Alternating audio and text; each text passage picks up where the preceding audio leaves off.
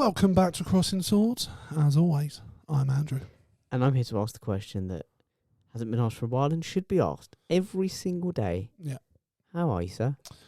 I'm alright. I mean, we'll delve into that. We'll expand on that. I mean, Yeah. how short would the episode be? Yeah, if it was like, how you doing, mate? Yeah, I'm If alright. it's What like, about you? Yeah, I'm alright. Yeah, I'm alright. Cool. That's how Cut. Brits deal with End. things, though. That's not how these conversations... Roll credits. That's how these conversations normally go. Yeah, it is. But we want to delve deeper than that. Yeah, we do. Because I think we both had, from what it sounds like, ups and downs recently. And I know it's definitely being talked about more in general, but there was a bit of a boost recently, and it was one of the things I texted you about, was about a UFC fighter called Paddy The Baddy Pimblett. He's a Scouse bloke. Really nice. No one's perfect. No, there's always something. And there you go. Do We're what I off mean? the mark. I've had a swipe at You've someone. had a pop at the I've had a Scousers. swipe at someone.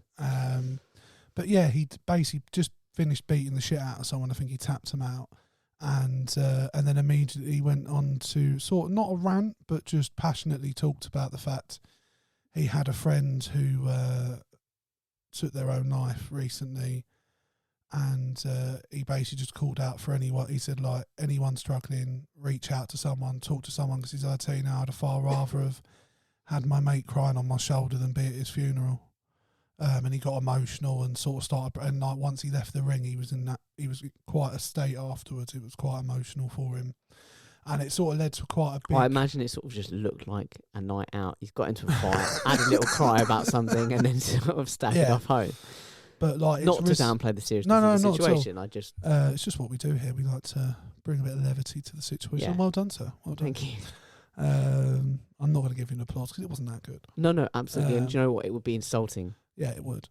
But no, and it got quite a bit of publicity and support, and a lot of people saying well done that in that situation as well, for that to be what was on his mind and to use his platform to deliver that message. It is really important. Because, and we're sort of, well, we are in that age bracket now of the highest risk men sort of age group of suicide. And that is frightening. And it isn't talked about enough. And I don't really 100% know what causes it. I would hazard a guess that this is the age bracket where a number of things are happening. One, I think you've got a lot of people coming to the realisation that suddenly they're in their 30s and they're looking at what they've achieved. Because when you're in 20s, you just kind of feel like around so as your much 20s. time. And then you look and you're like, hang on a minute. This isn't, what I've got to show for it. Also, it's that time that people that get married quite early, start families and stuff, obviously, unfortunately, a lot of marriages don't end successfully. And this is the time where marriages break up because people think, I haven't got much time, I need to go out and look for my next, I need to move on now while I've got the chance. If I want to settle down and have you've kids. You've got marriages, families falling apart, and you think everything you had a few years ago, you don't. Yeah, it's just that age where everything becomes more real, doesn't it? Everything, like, life is shorter at that point than it's been at any, or it certainly feels shorter at this point than it does at any other so far. And like you say, all of these different responsibilities come in, and I think definitely the looking at where you are one can be really difficult, because from what I'm hearing off of people, from conversations I've had, is like you can have on paper what you would perceive as like the ideal situation and just still not be in a good place. 100%. And I think that's not really how mental depression health works. And mental health works. No, it's not. It just strikes you sometimes. Yeah, 100%. And I think that's what I struggle with. Like, I go up and down quite a lot. Like, I'll have a week, sometimes not even a week, where the best description is I feel numb. Like, I don't feel down. I don't feel particularly good. I'm just sort of existing, if that makes sense. And then I'll have a week, quite or a hollow few days, almost. Yeah, where I get really, really low, like really low.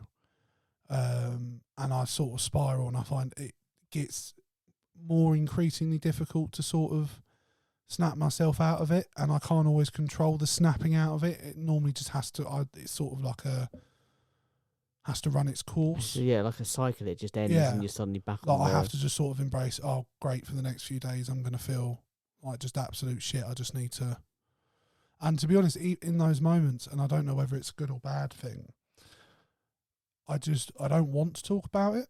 Do you know what I mean? And it's a mixture of things. Like, it's the vulnerability side of it. It's especially when you're feeling low as well, the idea of breaking down and trying to deal with any of it, you don't feel like you're going to be capable of coming back together afterwards. And I think that's something a lot of people struggle with. I know from conversations I've had with people I'm very close to, that it's that not knowing they're going to be able to put themselves back together afterwards that is one of the biggest issues. Mm. But yeah, what about you? Yeah, it's similar in a way. I go through spells. Yeah. For sure. There's times when I feel really, like you say, low, and you kind of. I think it's the thing is in those moments because unfortunately, like life doesn't stop. Yeah. When what you're going through, whatever you're going through, no, it just keeps coming. And so sometimes there's not even necessarily a lot going on, but there's stuff happening that you've got to deal with, that you've got to get through, and those days are a real struggle because you're like, you know, sometimes you'll be at work and you'll be with a particularly difficult colleague, for example, and you just think like, I just can't. I've got no tolerance. Today. I've got nothing to cope with this. No. And those days I think are the hardest because you think, I don't want to deal with this. I mean, I might not normally want to deal with it, but I can. And the thing is, you don't want to be horrible to people. No. And the thing is, for me, in those moments, I don't think a lot of the people I'm around in that moment. Do you know what I mean? Like it's when the dark thoughts start creeping in for me, and it's about everything. It's about what I think of. I'll just be walking past someone and they might not have moved out of the way or something like that. Horrible, and you're not a nasty person. Neither of us are, and they're not either. It's just, do you know what I mean? But like in those moments, your outlook on everything is just it's a bit it's more aggressive. Harsh. Yeah. I go for that, and definitely and it's also you get into a position where you sort of like you're quite careless. Yeah. So your own.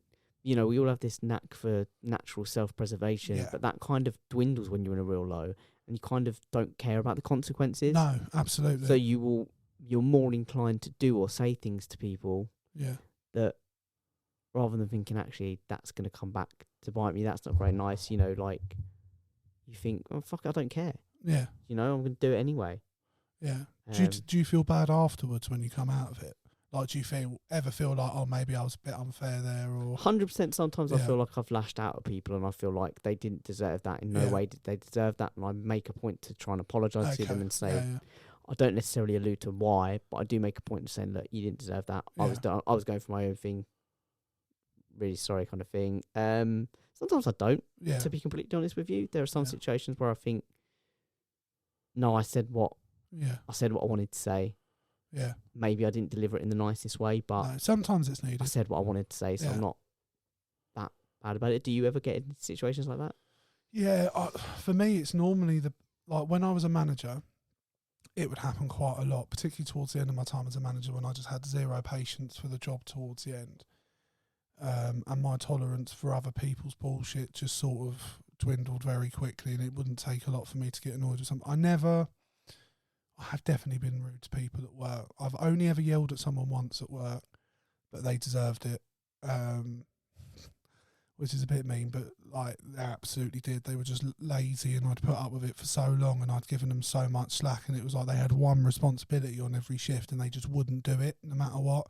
So I just fucking lost. So it's an accumulative thing there. Yeah, but like in general, it's the people closest to me, like particularly, I would say probably my mum and Leanne, that I'll get grumpy with or short with, or and 9 times out of 10 I would say I notice that I've done it, and it doesn't normally take me long to be like, fuck, I'm sorry, like just being a knob, you've not done anything, I'm just being a tetchy prick. But yeah, luckily they're very understanding. At work I tend to work mostly on my own now, so it's not as much of an issue as it used to be. It's more just customers, to be honest, that I have an issue with. Customers. Thing is, I've sort of reached a point myself where it's not like a low or anything, but I'm very bored at work. Yeah. Which potentially feeds into this other thing, which I was sort of talking to you about. But I'm also like, I just don't care. Like, it doesn't stimulate me at all. It doesn't and we're being stretched quite thin on the ground, so we're kind of like, bare bones. you're having to do more with less. There's more pressure on everyone to kind of plug the gaps, and you're like, and what happens is my tolerance for customers is at an absolute. Yeah. It's not at its lowest, but there has been periods over the last few weeks where it's been very low. Yeah. And there's been times where I've been like, I just don't bother with the niceties and the falseness of pretending like I give a shit what someone's saying. Yeah. Where I'm like, I don't care what you're saying, so I'm not going to listen anymore, and be like, okay, bye, kind of thing. That's happened a lot. Yeah. For me recently. I think, to be honest, from what I'm seeing in general, I feel like that's the case for most people at the moment in terms of their tolerance for other people. Because I feel like a lot of consideration's gone out the window when you're out and about now. People don't have manners. They don't. We said it before, it always happens when times are tight. And times are extremely tight now. Yeah, they are. And the thing is, it means, like you say, because you're stretched and, resources are thin at work, all it does, it's then all on you. Like, you're the person responsible for making sure it all gets done. And that does take a toll. Especially when you know the difference. Do you know what I mean? Like, when you've worked for them before this happened, and like, obviously it's a charity, everyone's stretched at the moment, so you can't be annoyed at them about it, but you can be annoyed that it's happening. And Do you know what I mean? I've noticed, like, recently, so working in a charity shop, people dump things quite a lot. Normally I'm like, oh, fuck's sake, and I just deal with it. But recently I've been on the CCTV trying to see who's dumped it. If it's been dumped in the day, which has happened, I've been out on the street, I've been like, on the CCTV, very quickly, who dumped it, let me see what I'm looking for. And then I've gone round all the shops in the local area trying to see if I can see them, kind of thing. Because I'm like, no, fuck these pricks. I'm not just going to let them get away with it. They can take it back with them, which is something previously I wouldn't have done. No.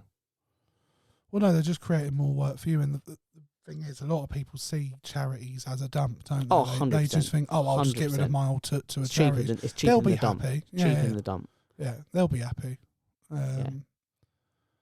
But no, it's difficult. I mean, in terms of like when I get low, I have over the years, and it's become increasingly more prevalent. It's difficult to call them suicidal thoughts, but they're thoughts of not wanting to be here. Yeah, I know what you mean. I have thought about methods in the past, and it's difficult. I don't know if I ever would go through with it. But there's definitely been times, particularly since losing my dad, and it's not just linked to my dad, it's just that knocked me into a depression that I'm still struggling with to this day. And there's loads of other things that feed into that, but I don't know, I certainly don't have the money, because the problem is, I've been through the system of counselling in our area, and it's not fit for purpose, and I don't blame necessarily. Need to go private and I can't afford private, and that's a problem. So it's finding ways to cope with myself, and most of the time I find it's through patience with myself. I try not to beat, because it's very easy when you're feeling that low to be like, oh, you're just a waste of space, you're useless, you've got yourself to this position, and really internalising it. It's easy to spiral. I mean, I had a bit of a spiral last night where I was like, I had a plan. I was like, I'm going to watch a bit of a show I'm watching, and then I'm going to read a bit of a book I'm reading, and then I'm going to and then I go to bed. Yeah. And then, like, the cat turned up, and I was like, I'll spend a bit of time with the cat.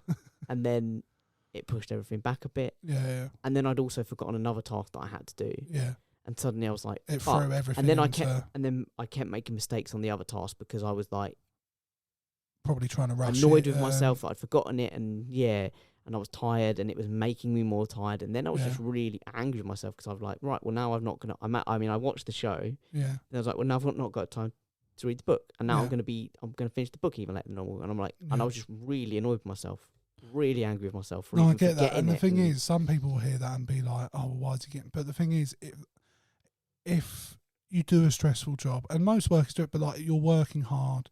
Like, you have in your head that, when I get home, I'm going to go do this, and I'm really, like, you look forward to it. So then when that gets fucked up because of things that are in and out of your control, it just properly fucks you off. Yeah. And then I think as well, because I'd forgotten the task, which is an accumulative thing, because I know I was saying to you recently that I think there's a strong chance, that I might have, like, ADD. Yeah. And it was quite funny. speaking to my mum about it recently, and I mentioned it, and she was just like, "Yeah, yeah, probably." Yeah. Like there was no like No, I don't saying know it for about the that, sake of son. you, or no, she was yeah. just like, "Yeah, you probably do." Yeah. Like there's absolutely Yeah. And the thing is, there's nothing wrong if you do have that. It's just identifying it, seeing if there's anything you can do to make your life easier with it. And yeah, but well, like I said, what it means is like I forget things all the time. yeah. Something leaves my mind like that, Yeah. and so if I turn away, we could be talking about something right now, and Yeah. if I suddenly have to, I don't know, run out and feed. I mean, why would I feed your cat? I That don't would know. be But weird. let's say I run You out and could feed if your you cat. wanted to, I guess. Like, unless I carry on that conversation while I'm doing it, that conversation is gone. And Yeah. like, it will all come back to me if you remember it and you trigger it and you say we were talking You about can this. go right I'll back go, to it. oh yeah, of course it is. But Yeah. like, wouldn't even. It's not even in my peripheral. No. The second I turn away from it. So the Sort of like forgetting you the see a task thing is shiny like, thing, a bit like a magpie, and it's just gone. yeah, and if I'm doing, it's like if I'm doing a task and I think of another task that needs doing. You will drop what you're doing. Well, unless I'm like, well, I'm in the middle of this, I've got Yeah. to do this. That other task, unless I like set reminders on my phone and shit. Oh, really? Oh, mate, I could scroll through the reminders on my phone. It's insane. Like, to just show you just how many I've got. This is for just like when it loads. This is for the basic. Oh, wow. That's just for basic everyday things, more or less. Most really? of them. Most just of to them. remember to do them. A couple What sort of of them, things? A couple of them are quite long term. So things like making myself a lunch for the next day, Okay. filling up a water bottle. Okay. I mean, shit like that. I won't remember that. Okay. I just won't. It won't occur to me. The only time it'll occur to me is when I sit down to have my lunch, or I find myself at work and I go, I need to drink water. And then I'll just get on with myself and go, oh, you stupid prick. You were meant to fucking do that. You had the fucking... Okay. What sort of things tend to distract you, though? Is there a pattern It's to not like it, or is it just... It's not a distraction. It's like literally anything. If it I'm just not won't... actively thinking about it, Yeah. it's gone. Okay. So if I'm doing a task and I think of another task and I'm like, oh, I need to do that. Unless I stop, set a note for myself on my phone, You won't remember to do it afterwards. that's gone. Yeah. Oh, wow. Fair enough. And that's like, and so that cumulative thing means that I do get frustrated with myself, and I do get angry with myself for forgetting things. Do you think if it was confirmed you had ADD, would you feel better about it, or? Don't know. I think, like I said to you, for me, the whole thing of being diagnosed with anything is about, would it actually make a difference to my life? Yeah. I can't see that it would unless I haven't, said to you, I need to go and research medications, if any medications actually help. As soon as I left that chat... I know one thing is cod liver oil. No idea. Because I remember I had issues when I was younger with my attention at school. And my mum put me on, it might have been omega-3 and cod liver oil tablets. And it did help. Fair enough. But like I think, I don't know about drugs and stuff like that. Well, I was going to research it, and then the second I shut our chat, you forgot about I forgot about it and didn't think about it, and I haven't done it yet. Yeah. But I need to, if there is a genuine, if it will make a difference, I'll do it. What barriers do you think it puts in place at the moment? Like, how does it affect your day to day? Oh, massively. Like I've said, I've got to have reminders for everything. If I don't, I forget things. Yeah. If I'm doing, like I said, if I'm doing a task, that must be time consuming in itself, having to deal with reminders and write them down. And and sometimes they come up at really inconvenient times because I can't anticipate what I'm going to be doing at any given time of the day, and they come at inconvenient times. And I'll look at it and I'll go, "Cool, that needs doing." And then I'll put my phone away, and again, it's gone. So the reminder has served no purpose. Yeah. Do you find it's the same at work, though, like when it comes to doing work tasks? Do you have the same issue with retention of what you need to do? No. Again, if I don't do something there and then... Yeah, so it's the same problem at work. It's gone. Okay. I didn't know whether, like, the fact it was work, if it, like, heightened your focus. And I'm not going to, like, try and sort of... there's no way to say this without sounding like I'm tooting my own horn. But I'm very good and efficient at what I do. So I can deal with things quite quickly. So when it suddenly gets a reminder of like, oh, there's a thing and the deadline is now, you can get it done. I'm like, okay, cool. I can quickly whack something out. It's maybe not necessarily to the highest standard, but I can do an adequate job in the, so I get away with it kind of thing. But oh God, like it's a hugely frustrating thing. hugely frustrating. And obviously, That's like, fair. some people get annoyed with it because I like start jobs all over the place and never finish things, or Mm. I'll tell someone I'll do something and then I never do it. I never follow up on it. Yeah. And I'm like, it's frustrating for me. Like, I don't want to be wired like that. No, I get that, but what I would say, and this isn't to blow smoke up your ass, but I've had contact with one of your higher ups previously, and it was quite clear to me they think a hell of a lot of you. The Well, like I said, people I you can work do for. I can do what I can do, and No, in, but like, no but time. it's a testament to the fact that it obviously doesn't hinder you. completely. No, that you've obviously just through dint of living found a way to be productive regardless of that. Does that make sense? Yeah, kind of like I said, it's not ideal. And then obviously, yeah, sometimes when I'm in a low or something, it does cycle into that because suddenly I forget I'm forgetting everything normally, Yeah. but then I'm extra harsh on myself for forgetting it. Yeah, you start beating yourself up about it. Yeah, big time. As I'm sure Okay. you know, you do beat yourself up over things. No, yeah, it's very easy to something do, slips like, by and you're like, because I'll be really honest, like I'm 31, I work for a supermarket. I was a manager for 7 and a bit years.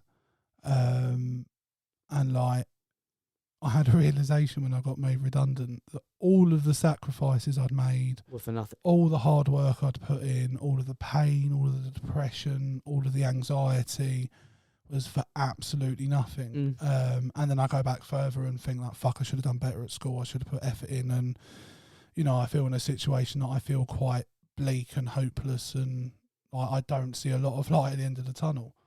And I find that very difficult, and I don't know.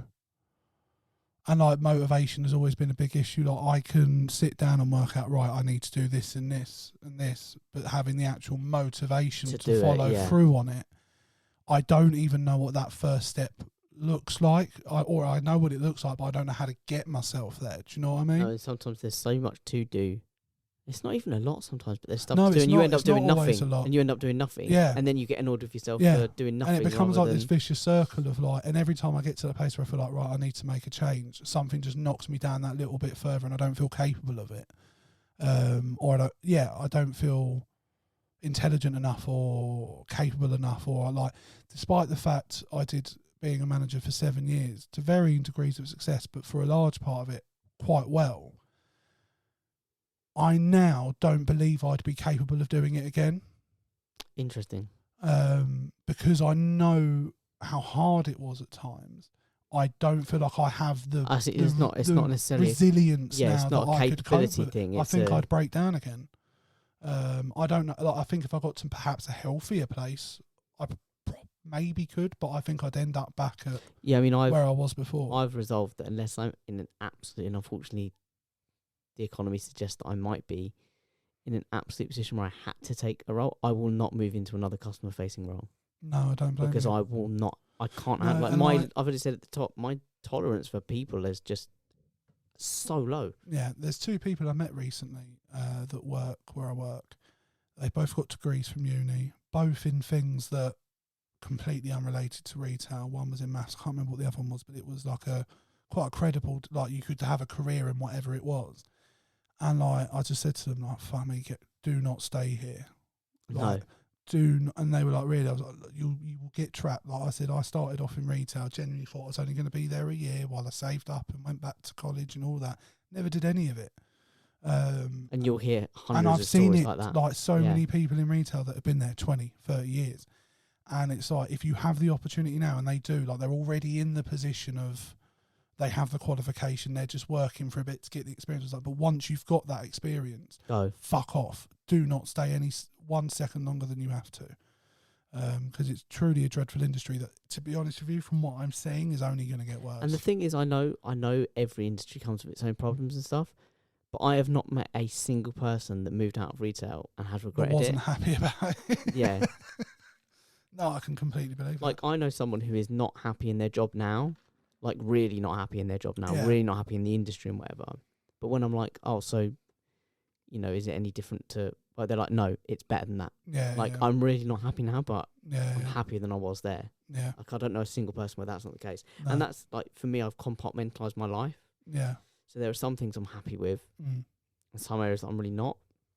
So, like, yeah, career-wise, weirdly, I'm not unhappy with it because I'm still giving myself the room to achieve the dreams that I want to achieve. Do you know what I Okay. mean? To do the things that are not conventional careers, but I can still. Anything in particular? Well, yeah, a little bit of writing, Yeah. you know, that kind of thing. Like, Yeah. I can still Yeah, you have the freedom. feasibly do that. Yeah, like, because your work schedule isn't an unfriendly work schedule, if that makes sense. It's not the worst. It's, yeah. No. I get a regular day off a week. Yeah. Only one, like 2 would be Yeah, yeah. nice, but, well, 3 would be nice, but Yeah. 2, you know, I get one regular day Yeah. off and I'm, 9 to 5, Yeah. which does make a difference. Yeah, it It does. It makes a huge difference. Because it allows you a bit more freedom, like you say, to pursue other stuff. Yeah. And it's like, so there's still the kind of that, but there are other areas where I'm looking at, like you said at the start, like 30 years old, live with my parents. I just want, at some point, whether it's in the next 5 years, 10 years, 1 year, whatever it is, I want to be on I'd like to be on the property ladder. Well, I'd like to travel. That's the thing. I'd like to travel, but to travel, you have to save up, and it's getting harder to save up because I'm having to put more and more money into making sure that there's food in the fridge and that the fridge stays on. Yeah. So that's not filling me with great happiness. No. And the problem is, as we said on other episodes, it's only going to get worse. No, and I'd like to be on the property ladder. Well, that's something they keep changing the goalpost for. They keep moving it. Yeah.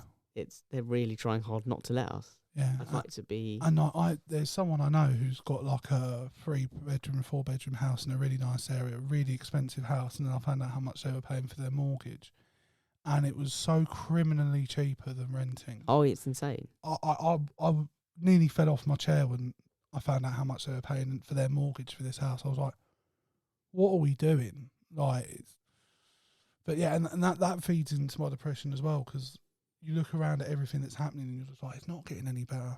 No, that doesn't help. It doesn't help. And like, you try and say to yourself, like, well, maybe this will happen, but I can't think. And I try and like be as blissfully ignorant as I can, but it's really hard. And that only because gets I you so can't far. see shit. I can't not see shit. Yeah. Rather.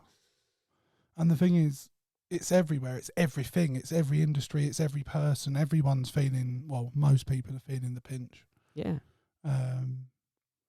But yeah, no, it's very worrying. Very worrying. But yeah, definitely. Like there's areas that I think I'm doing okay in, areas that I've got, even if I don't think I'm doing well in, I've got a plan in.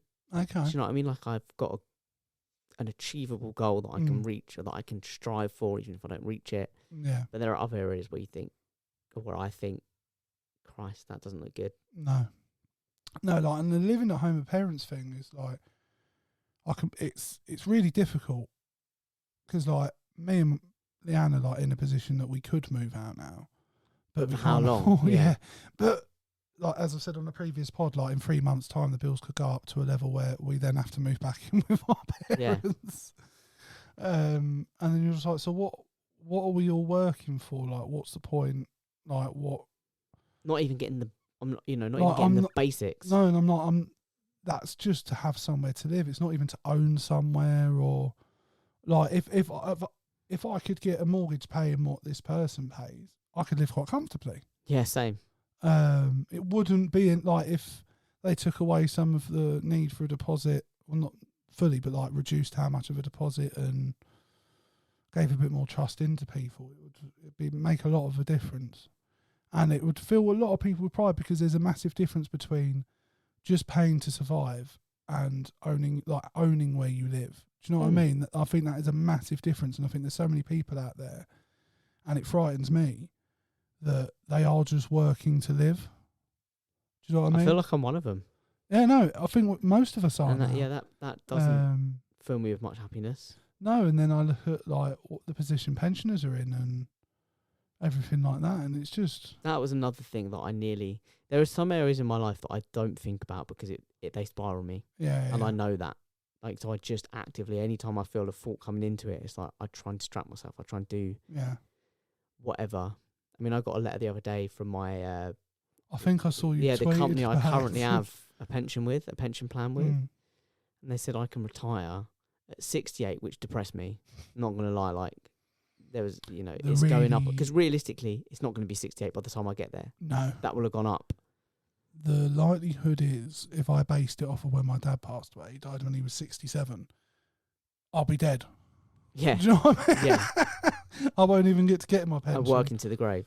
Yeah. But they said, and I could afford a pension of about £3,900 a year. I'm like, that's great, except the average fuel bill is just going up to £4,000 a year next year. So you won't even be able to afford to So heat I can't even afford to heat a home, let alone or- have a home or. No. And the thing is, I don't know what we're supposed to do. Like in that, like, are we supposed to just hope it's gonna get better? Like I don't know. And I think in my head, I don't panic about it because I'm like, well, ultimately, I can't do anything. No, but I think definitely, and I know you from conversation we've had and conversation we're having now that you're in a similar boat where, for sure, the current state of the country and the economy is having a huge negative effect on my own mental health, or it's having a negative effect, not necessarily a huge. It does one. on mine in the sense of what it's getting in the way of. Yeah, no, but that's exactly it. It's you feel like here's what I want to achieve. Yeah. And it's not just that I can't because of X, Y, Z. I can't because the country's gone to pot, because the economy's shite, because the job market's shite. Or it's going to be shite. What's really, the thing that really, if there was anything to keep me up at night, it would be this, is that the last thing that isn't regulated in this country when it comes to big business is how businesses are allowed to treat their workers. It's the last area of any business in this country that there's any protection in place for the average person. We don't do it for prices. We don't do it for profits being stolen away from the people that work for the companies. We don't do it to protect people in their pensions. You know, people like Philip Green that are allowed to get away with stealing pensions and fucking over people that put money in their pocket. The last thing in the way is how they're allowed to treat us in the workplace, and they are currently going they're chipping after away it. at it. Both everyone in the Conservative and all the people that have gone for leadership have basically said they want to get rid of all EU laws and legislation that we currently have because it will allow us to take back our freedom and make decisions for ourselves. Well, I'll tell you what the decisions they want to make are to take away all workers' rights and to give us as little as possible. Things like currently that I have to fight my boss over, like him not scheduling me at 6 o'clock in the morning when I'm finishing at 10 o'clock the night before, because I'm legally entitled to 11 hours between a shift. The fact I even have to currently have that conversation with a superior. And you're about you. But I'm in a position where I'm not going to be able to do that for much longer. They want us to work longer and for less. And that's the bit where I don't know how I'm going to cope when that happens. They want to regulate. If I'm being really honest with you, I think it's going to happen. They want to limit and regulate your breaks. Yeah. They want to. Well, I already don't get paid for my breaks. They want us to have fewer holiday and vacation time. Yeah. Yeah. Like I'm in a situation where before, when I worked full time, if I booked 2 days off as holiday, I got 4 days off because you get 2 rest days plus your 2 holidays, the way it's supposed to work. I currently work 5 days a week because I'm part time. If I book a day's holiday, I still only get 2 days off. Yeah. Do you know what I mean? Or if I book 2 days holiday, I still only get 2 days off because otherwise, like I'm on a 12-hour contract. So if I take a week off of work, I'm only going to get paid £120 basically. And I can't afford to live on that. No. So it basically means I can't ever have a holiday ever again unless I'm willing to take a hit. And that's been really difficult. Yeah, because we need breaks. Yeah, and like I'll do a 9-hour shift. I only get paid for 7.5 hours of it because they take away the money for my break, which I'd never had for my old company. You got paid for one of your breaks and the other wasn't. But now I lose an hour and a half of my money on one of those shifts. Yeah, I don't get back. I used to work for somewhere. I've basically ignored my work because I finish at 10 o'clock most evenings and I get a 15-minute break on a normal shift. So I now leave at 9:45 every day. And they tried telling me I had to stay in the store until 10 o'clock. And I was like, but I'm not getting paid for that 15 minutes. So why do I need to stay in the store? And he was like, oh, it's just how we do things. And I'm like, yeah, all right. And I've just ignored it. I still leave. They've never said anything since. Because they haven't, like, if you're not going to pay me for the time I'm sitting here. Well, that's it. Companies are already dodgy. I mean, I used to work for a company where I'd work full days. I'd work 9 o'clock in the morning till about 10:15 at night. And what would happen is, rather than schedule it as a full day shift, what they do is they schedule you from 9 till 6. Okay. And then schedule you from like 6:30 till 10. Yeah. I'm like, what am I going to do with that half hour? I can't go anywhere. I can't do anything. So I've got to be here anyway. Yeah. And it's just so sneaky and so dodgy. Yeah. And they want to, that stuff will become more commonplace if. Yeah. To be honest with you, I don't even I can't even imagine how bad it could get. And the sad truth is, I think it is going to happen. I think they are going to succeed because, as it stands, I don't see enough support against the Tories, and they seem dead set on just telling us that we're shit and we don't deserve anything, and we're just lapping it up. And like, yeah, for me, like, definitely, it doesn't feel like a good time to be alive. No, do you know what I mean? Like, I don't know. It's never a good time to be alive. There's always something, but I don't know. It's really weighing on me a bit. And I feel like the promises you're given when you're a kid, or as we were when we were growing up, it was, if you work hard, pay your way, you'll be fine. Yeah. And that's no longer true. But yet we're supposed to get up every day and do what we're told. Sort of 1 or 2 generations just before ours, it was possible. Yeah. You worked hard and you were able to afford some of the finer things in life. Yeah. But for the generation before them, that wasn't the case. No. And definitely for us going forward at the moment, that's not the case. No, and the thing is, I don't see how it changes. We're not going to have the degree of change, if we even get any change, that's going to affect things to the level at which we need them to be able to have but that sort of life. Just kind of sticking it to the mental health thing for us. That stuff is having an effect. Like you said, it's the way it's limiting me. It's the way it's the things that I can't do. Like I said, I sort of said I want to be on the property ladder. I want to get out from under my parents' feet. But that is just ridiculous because I can't afford to rent right now. Well, it's just not feasible, is it? It's just not. And no one's taking my money for I can afford a mortgage. That's the ridiculous thing. Yeah. I can afford a mortgage per month to do it, but no one's going to give me a mortgage. No one's going to give me a mortgage. And the expense of everything means that it's getting less. When the fuel bill goes up again. But it's like right now with the fuel bill, what it is, and even with because I did the calculation, even with what the fuel bill is in October, okay, I would have to forego holidays, things like that. But I could afford to live, eat, fuel my car, fuel my house in a small property that I own right now. And in October, when the price goes up for the first time, the next time, I could afford it. But no one's giving me a mortgage. And like you said, when it goes up again in April, I can't. No. But all that stuff just looks so unlikely to happen. Yeah. So in the meantime, like, just me and my partner are just continuing to save, and we're keeping our eye out for if we find an ideal property and considering it. But we need to save up more money because one of the problems is when you're moving to your own place for the first time, you don't realise just quite how much stuff you need. No, for sure. So we're trying to make sure we have more money than we actually need to do it. Because I would love to go on a holiday again. I haven't been on a holiday. We went to Cyprus. That was the last holiday I went on. But that would have been... That was a while ago, 2017, 18. Yeah, 6 years ago. So that was the last time I've been abroad. And I accept responsibility for... part of the process of when I get really low is beating myself up over some of my choices. And one of the big ones was when I was earning more, I never saved a fucking penny, and it's one of my biggest regrets because, I'm probably around the £500 mark shorter per month now than I used to be, which is a monumental difference. And when I look back at what I was spending that extra £500 a month on, it's really irritating. So it's why, sometimes when you do hear this shit in the news of these young people and they waste their money on X, Y, and Z, they're right to a degree, but we're now reaching that point where I'm definitely not living like that now. No, but also it's we're saying that young people shouldn't be allowed to expect be allowed anything to good enjoy in life. anything in life.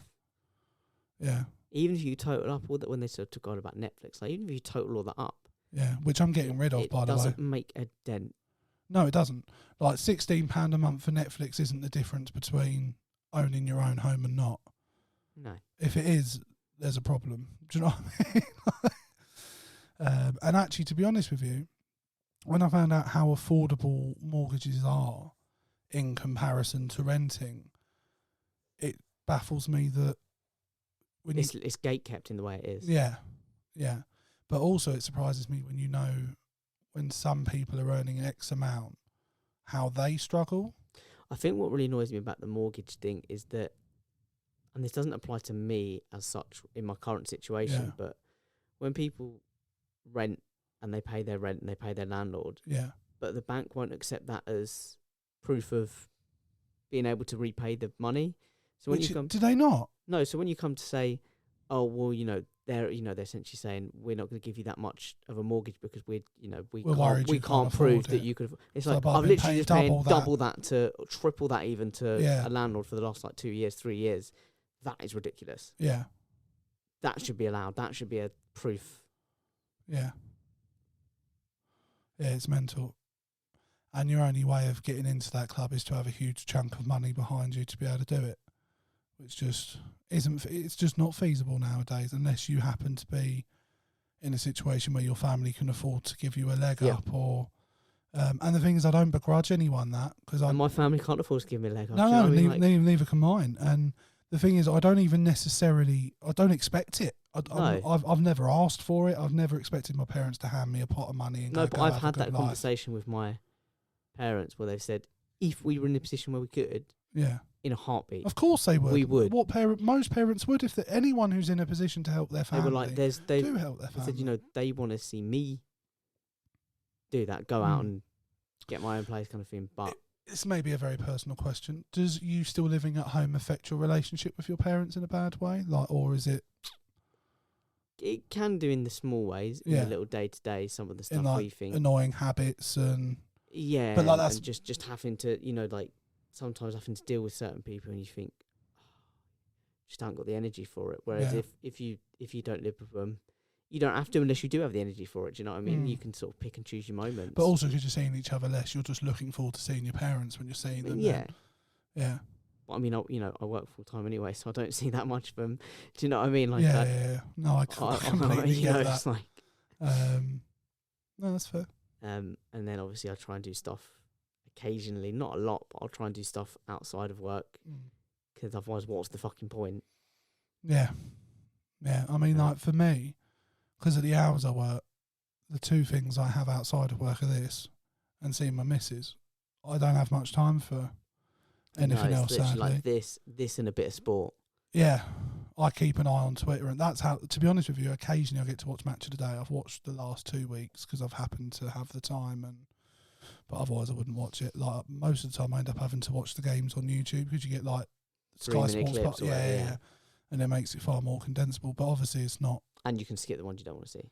Yeah, there's that as well. You can be like, but it was actually nice. Fulham, no thanks. I really enjoyed watching Matches Day the other day. I hadn't done it for quite a while, and I was like, I wasn't fast forwarding through anything. I just sat and watched, and I was like, oh fuck, that was actually quite nice. Yeah. But I think for me, that's like, I don't know what gets you through your lower moments. I'm lucky I've got my missus. She's like the main thing, like seeing her whatever day it is, like on my day off, like I'm seeing her today. That's like when I'm having a low day during the week or I'm struggling at work, I go, fuck, just look forward to whatever day it is. Yeah, to be honest, there isn't anything that does get me through them. I just kind of... You just exist while it's happening. Yeah, they just happen, and then sooner or later, they're not happening. Yeah. That's sort of how it is for me. Yeah. And like... And then, because that's the other thing as well, because we've spoken about reaching out to people and stuff. But part of the kind of, and I'm going to say it as if it's a diagnosed thing for sake of this conversation, but part of the ADD thing is that I genuinely forget to message people sometimes. Like, I do the same thing. So I've had this, it happens all the time, where I'm like, I'm going to reach, or sometimes someone messages me and I'm like, I'm going to respond to that. And the second I put my phone down, I forget about it. Yeah. And then I'll go back to it a few days later and I'm like, I never responded for that. I'm like, it's well inappropriate to try and carry on the conversation now. And I just have to apologise and be like, look. Yeah. But I'm always conscious of it coming across like an excuse or something. Do you ever feel like it's self-indulgent when you're low and you're forgetting everything else? And do you know what I mean? When like you do, like, because like for me, if I'm having a low week, like I might have the thought about texting you. But if I do, it's very quickly, I haven't got time for that. And it's not because I have an issue with you or I don't want to talk. It's just in that I don't want to do anything.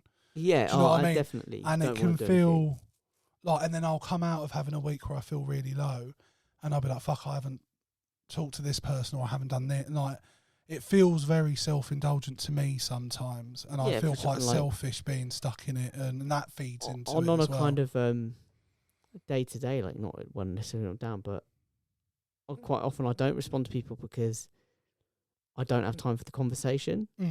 So I'll be like, I'll respond when I've got time for the conversation. Do you know what I mean? Like, and if they've got time for the conversation, we'll have that conversation. If not, we'll just keep going till we link up, kind of thing.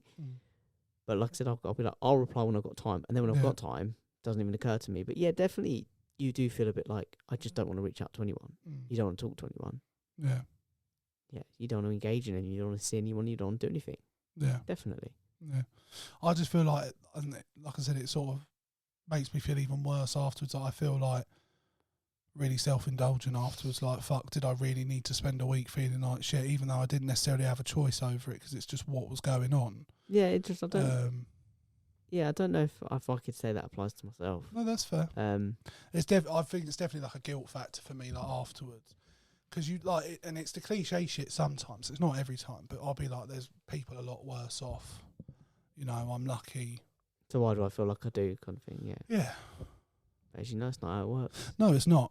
No, it's not. None of it. And I was having a conversation with someone the other day about something quite common, and I said the problem is, people, like, you can't always remove the emotion from it. Like, there's always nuance to everything. Like, nothing's ever black and white. There's and there's a concept in my head, like, if I have an issue with someone sometimes, or something that happened in the past or things like that, one of the reasons I don't like talking about it is because just because it's my reality, I can accept. And it's come true a few times in silly things like memories from my childhood that I've talked to Leanne about, and then I've talked to my sister about, and she'll be like, well, no, that didn't happen. This was how it happened. And how are you with accepting someone else's viewpoint? I think quite good, to be honest. Because I feel like I'm quite an empathetic person, and I think most of the time, as long as I don't think someone's being malicious or there's an ulterior motive, or like, and it's more just like the sense you get for the person in the moment, but if you feel like they're just being genuine and, you know, there's no maliciousness to it, I can agree to disagree. But there are some times on certain issues, and I'm trying to think of one at the moment, that I'll just be like, no, you can't have that opinion, that's just not okay. A bit like the getting your dick out on stage, you know what I mean? Like, no, but in terms of accepting someone else's memory of your memory, how are you? And someone says that's not how it happened. This is how it happened. Most of the time, like, because, like, for example, the stuff from our childhood, my sister was 5 years older, so her memory was stronger generally. So, and normally when she does it, I'll go, fuck, you're right. And it's knowing that you're not always, and it's frightening for sometimes, because you're not the most reliable narrator all the time. You know, obviously there's people in my family with, like, quite high on the spectrum. Yeah. At least 2 people in my immediate family. Yeah. And they have facts. Do you know what I mean? If you tell them something happened, or that you said something to them or whatever, they're like, no. If they don't believe it happened, it didn't happen. Absolutely staunch. Whatever their memory is, it's not a memory. That's fact. That's like a video. It's recall. like ingrained into them. It's like, but our memory is not that reliable. So, like, I'll be wrong sometimes, you'll be wrong sometimes, but they cannot see that, and it's so frustrating. And I was listening to, and the thing is, it's interesting you saying that. Yeah, because what it does for me, your memory's different. I feel like it opens my mind up more, finding out that I've got something wrong that I thought was nailed on, because it then makes you go, well, what else have I? Is there anything else I've not been remembering correctly? And it then even bleeds into, like, my opinions on things, like my opinion on something will change. So I go, well, actually, why do I think that? Or so I don't see it as a bad thing. No, it's not. Because, and I've listened to stuff where they said, like, when you're remembering something, you're not remembering the thing itself, you're remembering the last time you remembered it. Yeah. So every time your memory gets further away from the truth. And like I said, I know it's not their fault. I know that's the autism. That's just how they are. But at the same time, it's incredibly frustrating. Oh, it must be. You're like, because it forces you to live in two different worlds in a sense, 'cause doesn't it? One where your reality is actually what they're doing is in that situation. without meaning to, they're devalidating your memory by Yes, going, yeah. you're always wrong. Your memory is always insufficient. Because they're not adequate, capable of conceding that what they remember or sometimes isn't right. really the reality is my memory's not going to be 100% right. No. Your memory's not going to be 100% right. It's going to be somewhere in between. Yeah. But sometimes I'll be really wrong. Sometimes you'll be really wrong. But it's just that's never happened. I think people that aren't on the spectrum struggle with that in general, to be honest. Oh, God, yeah, I've met people who do. And I think it's the majority of... I think people find it very difficult to be empathetic, to be open-minded. And I think that's what I struggle with in the sense of, because I feel like their traits, and this isn't big in myself, it's just... I feel like that it's the case that I feel like I'm an empath. I can put myself in someone else's shoes. I can, like, my parents didn't get everything right when I was a kid, but I can put myself in their shoes back then and go, they had a mortgage, they had 2 kids, you know, they were arguing, like X, Y, and Z was going on. Of course, they weren't always the nicest person. Do you know what I mean? Like, if I was in that situation, I'd be stressed out. Do you know what I mean? Like, so I can forgive, and I try to do it with most people. Like, they've got X, Y, and Z. Like, I just feel like it's a good exercise to do in general. Because it means like there's not many people I wouldn't sit down with and talk to about something. If I felt like they're going to have an actual dialogue. If it just becomes aggressive and unproductive, then I wouldn't. But I don't know. Well, fair enough. But how are you in general now, as we speak? I'm having a good day today. Had some stuff go on over the last week. And it's not my stuff to talk about, but I had to sort of be there for it and be a part of it. And that was hard. But yeah, in general, I'm doing all right. Like, I have to keep moving, if that makes sense. Yeah. Because, like, one of the worst things I did, and I wished I hadn't have done it, I took 6 months off of work after being made redundant. It was the worst decision I ever made. I'm not a fit person, but like I lost without realising a lot of my strength. I lost how physically capable I was, and I've got it back now to where I was. But it took a while. But it far longer than, and that really affected, like, because I went back to the workplace thinking, oh, I'm just gonna bang this out, and I started a job that I lasted less than a week at because I just wasn't physically capable of doing it anymore. And the person I was 6 months before that could have done that job.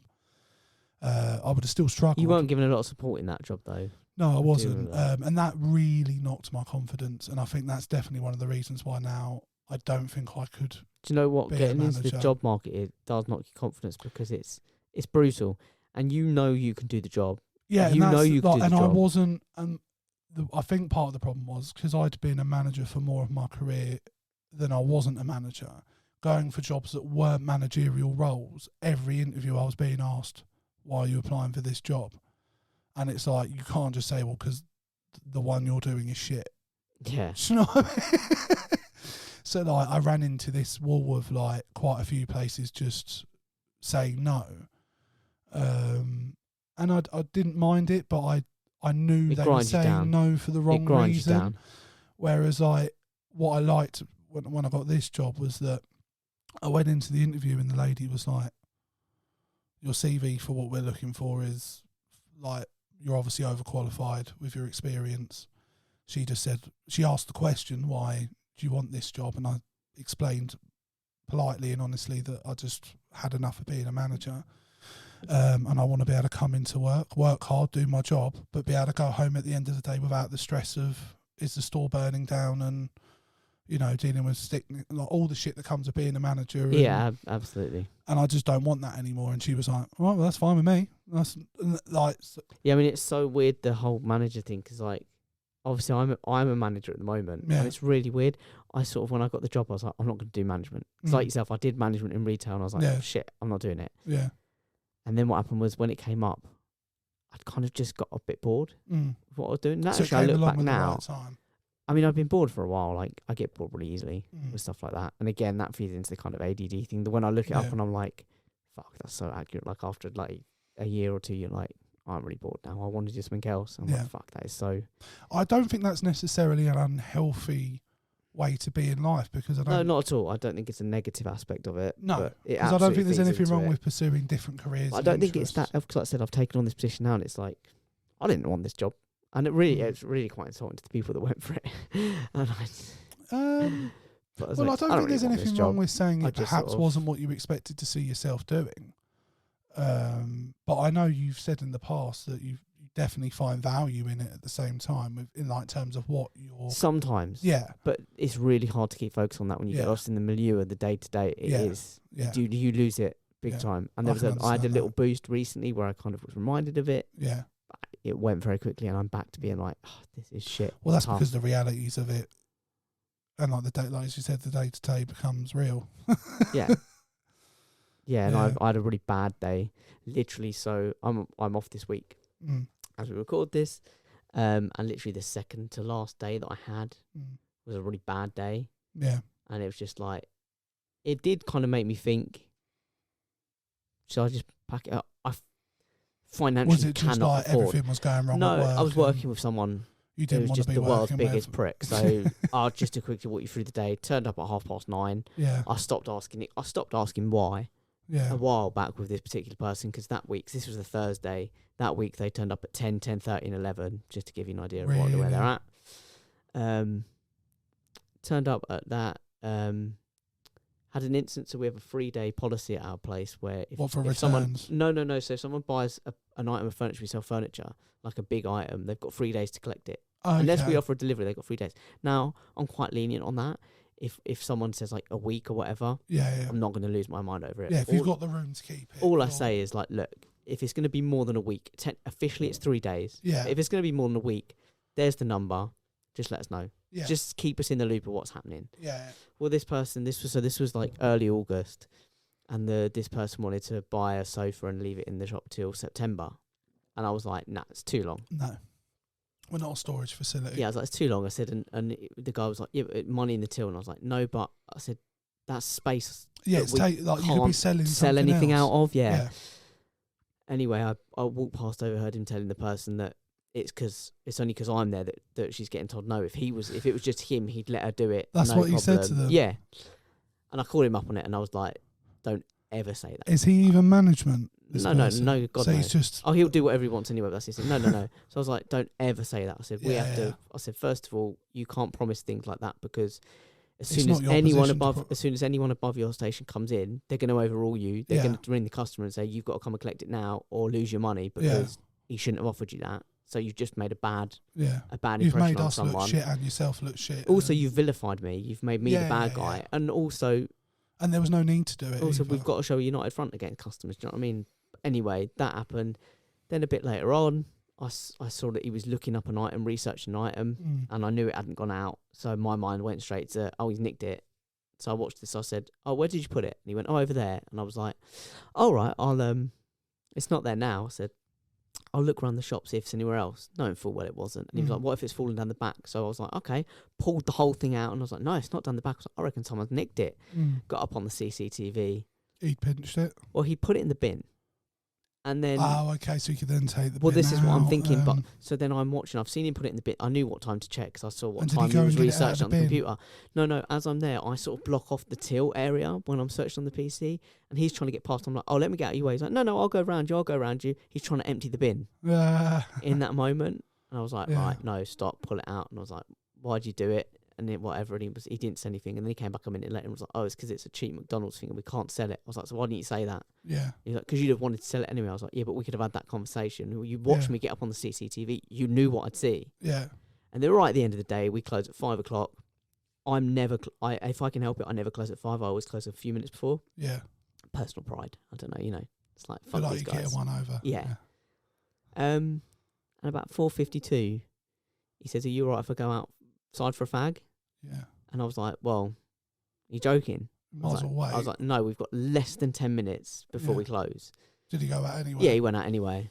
So why ask? Do you know And what it was just all that shit. That whole day was just, and I sort of Yeah. said to him just before the end of the day, I sent him home like 2 minutes before the end of the day, because we were that close to the end of the day, but I didn't want to stay with him any longer. As soon as Yeah. he came back, I was like, why have you made everything today so much hard work? Why have you made it an effort? Yeah. And it was just one of those days where I was like, ain't worth it. None of this shit's worth it. Well, it's quite clear that person doesn't care about the Anything job. or themselves. Yeah. No, and they've got their own issues, and I want to Yeah, be yeah. sympathetic, but there comes a point where you've got to start taking a bit of responsibility, Oh, absolutely. and that person's well Absolutely. beyond it. Yeah. But yeah, it was just one of those days where it's like, It tests So your for me, the limits. week off came at a good time because I Have was you been really enjoying just your like week off? haven't. And do you know what? Again, I feel a little bit guilty that I haven't done enough with it. The thing is, Do I you know think what I that's mean? an easy trap to fall into, though, isn't it? Yeah, it is. Whereas sometimes having a week of just doing very little is exactly what you need. Yeah, sometimes. And the thing is, you are an active guy. You know, you go to the gym regularly. You work full You can probably see that time. if you go on YouTube. You can probably You see know, that. you go Palace. You do this. You've got other pursuits you're Yeah, I into. went golf yesterday. Yeah. Had a shit front nine, good back nine. Oh, I'll have to okay come back again nine. at some Yeah, you point need to because I come, can you need to drive come. quite well. You need to come. I've got a decent drive. I on drive me. to the right I kept frequently. when we went last time. I remember because I had lessons when I was younger, and I've mentioned that a couple of times. It's no big. That I was hooking it to the left as I was driving, and I was like, and I remember the number one thing the guy kept saying to me was like, however far away you think you are from it, take another step back. He's like, if you're ever hooking it, just take another step back because that's why you're too close to the ball. And I remember like as soon as I stepped to like another step, started going better. I started smacking it. But no, I do enjoy golf. I just don't enjoy walking. It's good fun. It's a nice. Day It was out. nice being with you guys when we went. It's a nice day out. And technically, I could sort of pinch my dad's old clubs, and I've got like I think 3 or 4 of my own. But yeah, I can't remember what we were talking about now. Just talking about how I felt like I hadn't done enough for my week off. Yeah, I just think like you just need to be kind to yourself. Like you do a lot of stuff. We all do. Yeah, you do a lot of stuff. There's no shame or problem in having a week where you're like, you know what, I might have a day where I just sit and watch telly, or several days where I sit and watch telly and stroke the cat. Not a euphemism. Not a euphemism. You have a lovely cat called Genuinely Dennis. love the cat. Denoir. Yeah, Dendini Bambini. Yeah. It's a nice cat. It's a nice pussy. He's Quite shy. old now. Yeah, mine are getting older as well. Touch of arthritis. But it doesn't seem to bother him that much. Chilling. It doesn't seem to bother him that much. He's Does all right. his He business. just doesn't get up doesn't climb up onto chairs as much. He tends to sleep on the floor more and that kind of thing. No, one of mine sort of does this weird pulling thing where he gets his paws up. Pulls himself up rather than jumps. Yeah. Whereas the other one's still like. Yeah, absolutely. He's a bit that. Yeah. But yeah. Listen. Yeah. But yeah, you know. Oh, I think we've done quite well. We've done an hour on mental health. Solid. Yeah, I think the most important thing is that people do what we're doing now, just having a conversation about it. And I know we're both very guilty of. We're very guilty. Neither of us ever reach out to each other. And it is far really, easier said than done. Like even saying it now, I'm probably not going to be as good at it as I should be. But I think even being aware of it is like a step in the right direction. But yeah, no, we're both bad at it. The thing is, it's easily done because like I even have the thought in my head sometimes where I'm like, oh, I could sit and talk about this, or I could sit and chill out and try not to think about anything. And I think that's what I lean into most of the time. Yeah, definitely. Of course you do. But yeah, I think one of my aims for the future is I'd like to continue pursuing I still haven't finished my counselling course, my introductory one, so I want to finish that. Because it's not that difficult and I can do it. But again, it's the motivation. Because I would genuinely like to be a counsellor, I think. I enjoy talking to people. I see, like I said, I have a lot of empathy for people. I feel like I just feel like I could help people. I know it sounds really wanky. No better place than this podcast. No, but like I think my next steps is that, get in a place with Leanne and, just keep moving, I guess. Just keep swimming. Yeah. Just keep and like swimming. I said, we've talked about privately, and we've talked about the idea of trying stand up a little bit, not like necessarily professionally, but going to open mics and things. Turning up, finding I'm a stage, professional, doing 5 minutes, and then demanding money at the end. Yeah. I mean, I don't know if I'd ever pursue that as a career. I think we both always like. I think I'd prefer being a writer. I would love the idea of the balls on you to turn up and be like, "All right, John, smash the back doors out of this. No checks, please, mate. All cash. Fucking Queen don't need to know about this one, you can. Yeah, I'll even provide the envelope, mate. There you go. Stick it in there. Slide it in that brown envelope. Would you want 5 minutes, 10 minutes? I've got rubber bands if you need them. I'll start with half an hour and we'll go from there. All right. Yeah. I charge by the minute. Yeah, I'll just do me half an hour set and I'll take my money and I'll be off.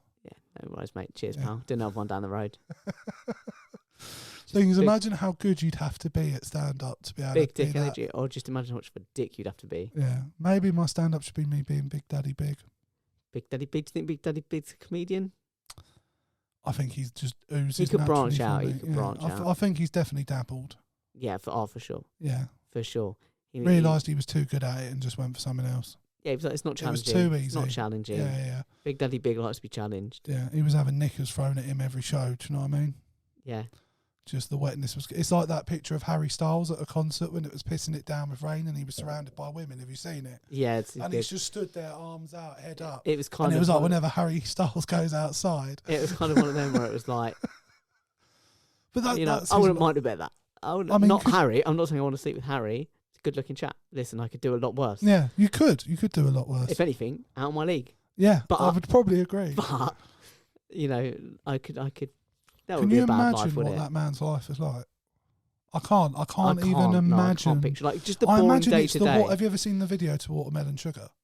Which I actually quite like. It's I might obviously. It's He's walking on a basically- cliff top kind of thing. yeah, he's like running around on a beach surrounded by women in I think I might have seen bikinis. it. They're like feeding him watermelon, and he's got he's loving life, and they're all studying. So I imagine that's exactly what his life Yeah, is they like. just. It was more like a Yeah. documentary than a music video. Yeah, they were like, "Do we need to set anything up? No, just follow Harry round with the camera." Just watch him. Yeah. It's good. Yeah. Oh, what a life, eh? God, yeah, that's the dream. Yeah. I don't know if it is my dream. I'm not sure I could keep up with all I those would young women at my age. no, I wouldn't. That side of it doesn't bother me. I would want the being on stage, just like, Being adored. yeah. But Just let them adore the you. moments that get me are like when we went to see Noel Gallagher. Mm. And first of all, like the where we were It's a was nice stunning. setting. It was a nice setting. But it's those moments where like he started singing Wonderwall, obviously, and he would just at random intervals just stop singing. And But let the he didn't crowd need carry to. on. Yeah, and I can't imagine what that must can't really feel get. Thing like. is, you can't really get away with that in stand up. You can't start a joke and let the Peter Kay audience could, carry on. garlic bread. It's fucking bread, you can't. But yeah, like, You're like, I can't. two nuns in a bath. Yeah. You know this one. Yeah. It doesn't quite have the same Yeah. bone chilling effect. No, I just can't imagine, like, because when I saw that, I was like, I can understand why he's an arrogant arsehole. Because if you get to do that every night, Yeah. like, if any one of your songs, he doesn't the need to palm of sing your a hand. word. He could just strum his guitar and everyone would just do the work for him. And that must be an incredible feeling.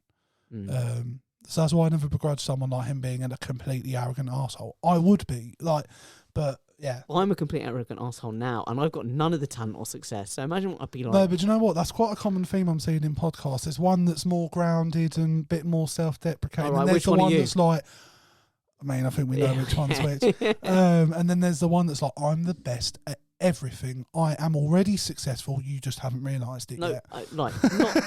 not everything. No, There are some things I can't do. no, but there's not many.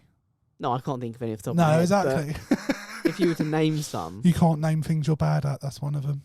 yeah, I'm not good at naming things I'm bad at. No, There you go. yeah, How humble. yeah. It's mad to think No. that I ever might have any mental health issues, isn't it? But no, I think my final message would just be to say, like, if anyone's struggling, you could genuinely reach out to us, like, We will both answer. personally, privately, We and will both anonymously.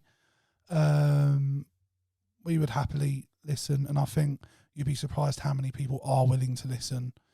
And yeah, just talk to people, talk to You're each not- other, look after one Just another. to kind of bring it full circle, you're not a burden on someone for No, reaching you're out not. to them. It's the bring it full circle back to the Paddy the Baddy. Yeah, You know, I'd much rather be a bit tired because I stayed up talking to someone Yeah. all night than be attending their funeral. Do you know? absolutely. And I think that, And even if it doesn't go as far as suicide, like, I'd rather spend a bit of time yeah, being tired because I've stayed up talking And- to you than you feeling genuinely as low as can be. and I think you'll be surprised at how often people will feel quite touched that you've trusted them. Yeah, to- with your to talk to vulnerability. them. And I think actually 9 times out of 10, when someone, especially when I haven't expected it, like when it happened recently, a friend just came and just sort of gave me everything, and I was quite taken aback by it. But I was like, oh, I appreciate that they did it. If that makes big sense. time. Of course you do. Yeah. The fact that they trusted me enough to be like, I can tell him this, and you know what I mean. So no, I think do reach out. Like, yeah, look for help. Agree. Yeah, and you can reach out to us at Swords Crossing on Twitter, at Facebook at Crossing Swords, on Instagram at CrossingSwords_podcast. And if you want to get in touch with us directly and privately, please feel free to email us at CrossingSwords19@gmail.com. And we will always be there to listen. Seek help and ye shall find it. Yes. Sounded biblical. And, another thing I'm good at. Tick. You can get by with a little help from your friends. Yeah, another thing the Beatles are good at. Tick. Yeah. They weren't bad, the Beatles, were they, in all fairness? They're all right. They had a couple of hits. Yeah. John Lennon was a bit of a bell end, to be honest. Yeah, but don't speak ill of the dead. Well, I absolutely will. Not here to defend himself, is he? No, look, we were talking about this before the pod. Someone yeah, can be if someone dies, you still have to call still him out an on arsehole. it. Yeah, you still have to call him out on it. He was or a horrendous... Or if they're ill and dying. Like, he was a man who preached love and peace but was beating his wife and son and telling his son that his son's life made him feel physically ill. He was educating his wife and his son. Yeah, sorry, you're right. My bad. Yeah. You know what we endorse on this show? Yeah. No, I don't. I don't endorse it. Yeah, no.